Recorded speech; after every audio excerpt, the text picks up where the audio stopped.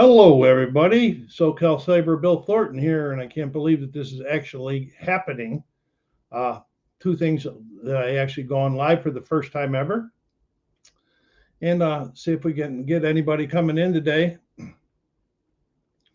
to watch us. I'll wait a little bit. If I even get one or two people in to say hello, I'll be happy. The This was a thought of thing I was thought of for a long time ago, and as I mentioned in my monthly wrap up last month. This is going to be a once or two times a month scheduled live broadcast, and it's going to be called Let's Talk. And the subject will be all different every month based on inputs from other people, from theirs. And Nickel City Mafia is in the house. Thank you very much for joining me. But anyway, I haven't settled on the day. I want to make it a standard day and a standard time. I've been looking because I want to try to get the people involved, because I got sports people that I cover, and sports games and board games and war board games and so forth. And so trying to get, so I can get the most in there. So anyway, today's topic is going to be, as shown on there, the Buffalo Sabres in the 2022 NHL Draft. It's coming around July 7th. I can't believe it's here already. The Buffalo is going to have 3 picks, the 9th, 16th, and 28th, because of drafts or trades last year. So, I wanted to talk a little bit about how I feel. I've been a Buffalo hockey fan since before the Sabres even got in town. They were the Buffalo Bisons in the American Hockey League, and I grew up with them, going down to the old dog and watching them. It was really exciting. It was either 1964 or 1965 when they won the Calder Cup. And Buffalo has always been a solid fan base for hockey. But I missed a lot of years after they came into existence because I moved away. I went in the military for 20 years. But anyway, I've never stopped being a Sabres fan. So I'm going to talk about some things today. And these are just my feelings. I really don't have a solid basis for them. I'm going to show you some a chart here in a little bit. I'll show you some of the guys that I think that if we get one of them, or two of them would be great. But if we get one of them, that'll be a good start to the draft anyway. So if you have any inputs or any questions, feel free to put it in there. I'll keep an eye on it, and I'll watch. I'll answer it unless it's too far off subject and we want to wait till the next time. But anyway, let me show you a little chart I made up here.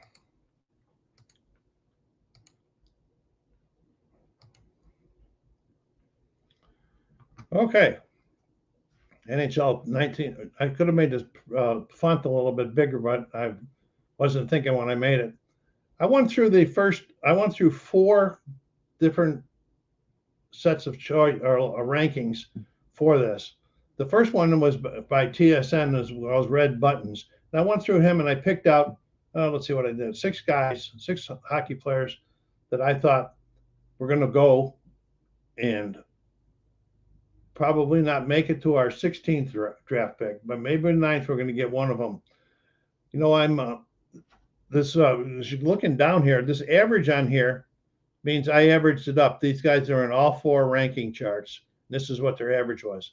This man, Brad Lambert, he's only 9.5, but he was only on 2 charts. This guy considered him a notable. Brad Lambert kind of fell this year for some reason. A lot of people think it was just because he went over and he was overseas and he's playing in the men's league. But, that's here to be seen. As you can see, the guys I would really like to get here, it's like Cutter Gauthier, center and left wing, 6'3", 201. Connor Geeky, center, 6'4", 205. What have been and these guys are still only 18 years old, so they're going to be growing again. So it'd be nice to have another big Tage Thompson as a center on one of the lines. This gentleman here, Matthew Cevoy, is a center. But look at that, 5'9", 179. I am personally not a big fan of the small guys anymore. Pat LaFontaine days are over. Danny Briere days are over. There's a couple smaller guys out there now, but mainly I want to go for the big guys on defense and the centers and wings. So that would be if we take him. I guess he's scoring high in a lot of the charts. That will be something they'll have to deal with, and we'll have to wait and see if it translates to the NHL someday. But anyway, these were the guys I picked out to look at. I picked Lambert, even though this gentleman only rated him notable because of his past history, and he was higher in the rankings and so forth. So the next one I went down, and you'll see some big changes in these rankings. This next one is down to Central Scouting of North America. Okay, this is pretty much, I don't have them up there. This is pretty much everywhere that Shane Wright and Logan Cooley are probably going number 1 and number 2. I would be terribly surprised if they won other than that. But as you can see, Gauthier is on this one, or Cutter is up to 3rd. He's from the U.S. Development Program. Then Matthew Cevoy, who was 17th on the red button one, is up 4th. Connor Geekie was 31st on red buttons, and he's 5th on this one. I think red buttons might be off a little bit. I don't know.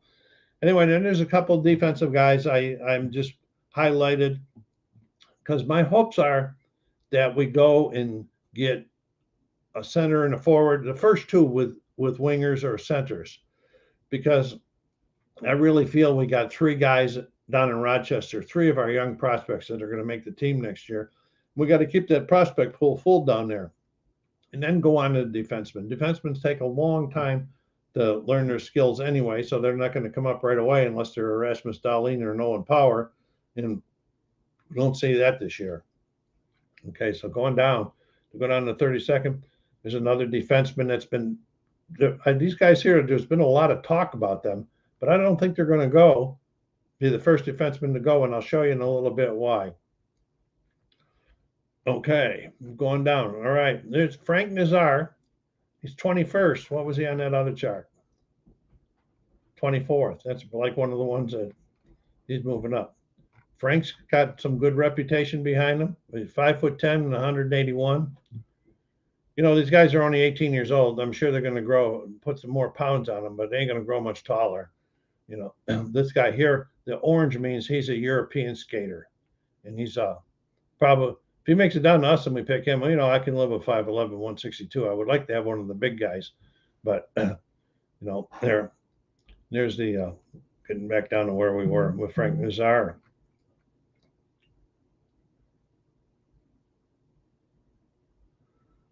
Yeah, Mike, I kind of agree with you on that one too. That Cutter looks to be the top 5, and I don't think he'll be there. But it would be nice if some of these other people got preoccupied with putting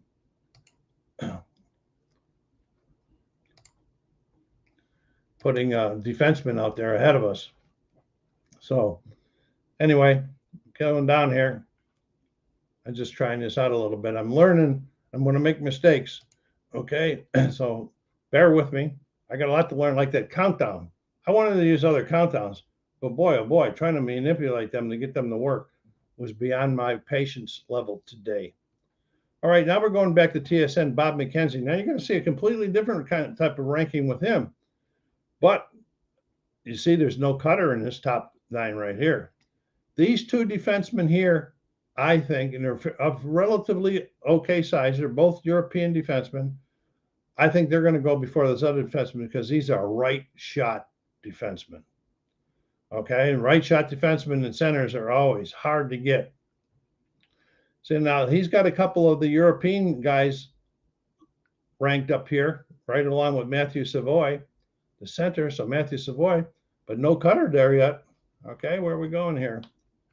There's Connor Geekie, he's 10. That's one of the guys I'd like to have. There's that Brad Lambert that he only got on 2 charts after the notable one. And Brad's 11th here. So, you know, he could be a work in progress. There's that guy that was rated high in the other one, the right wing. These are European. And there's Cutter, all the way down to number 13 in this list. Let's kind of hope that the draft goes towards this way, and Nazar's falling a little bit. Okay, last one. I got one more for you here. Sportsnet. As you can see, Shane Wright, Logan Cooley there. And here we go. Matthew Cevoy up there again. There's those 2. He put them in or where he thinks he's got the European guys in here in Sportsnet. These are the two defensemen that I was talking about that are right hit shots. Cevoy, he's got Lambert all the way up to number 8. Connor Geeky's still hanging around at 10, and so is Cutter Gauthier. So it would be real nice if they went along with the Sportsnet and started picking these defensemen. These defensemen is probably going to go because of being the right shots, and they're pretty good size there. And Cutter's all the way down there. Frank Nazar's down at 17. And that was the last one. That was four different rankings I went through. If they change again, I'll probably change those things, but I won't do another video. So that's my feelings on it. We need to stay big, not go back in time with the little guys. If they do take them, sure, I'm going to root for them. But, who are the prospects that I think are going to make the team? Brian Murphy, J.J. Peterka, and Jack Quinn. Okay, we have let me see what Mike's got showing here. Could the Sabres move up? Do you see much of that in hockey? We have 3 picks in the first, maybe sacrifice to move up and get someone like Cutter. Yeah, I do see that in hockey. I'm not sure if that's going to happen or not, but what are we going to do? We're going to give away our 16th. I like that 16th one. How many people are going to go for the 28th to get us to move up? So unless we're giving them the 28th and like a second and a third to go along to jump up there. So I don't think it's going to happen, but I'm surprised. I won't be surprised if there's trades during the draft. Okay, that it happens just about all the time. And so anyway, this was my first video, my first live. Nobody else came on board. I can't see it. There should be a counter somewhere showing me how many people are watching, but I can't find it. At least I think there's a counter somewhere to show me that. Looks like there might be 2 people listening. Looks like there's 2 people watching, but Mike is the only one that has chimed in with anything. So again, this is the subject the next time. I will let you all know. Also, keep an eye open on my channel for a special video, because I'm going to do something to thank all the subscribers. Thank subscribers for reaching 500 in a little less than 2 years. So, as I always say, this is Bill Thornton, SoCal Sabre. Take care of yourselves. Be kind to each other and stay safe.